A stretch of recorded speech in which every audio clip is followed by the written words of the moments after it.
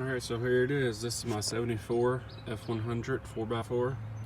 Originally came with the manual gearbox with the pivot arm facing towards the rear of the truck.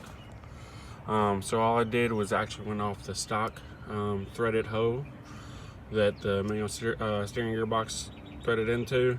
Made my own hoe to the left and to the top. Cut my shaft down to the correct length. Using it now. Been good. The steering gearbox you need is on Rock Auto. It's 1090. It's a reverse gear. It's about 4 something after, if you don't have a core.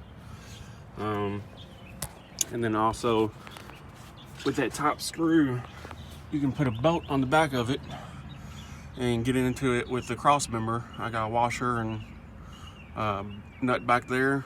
Plan to Loctite it, that way nothing happens. But pretty much it does the job. Now I'll see if my truck will stay running to let you actually see that it works.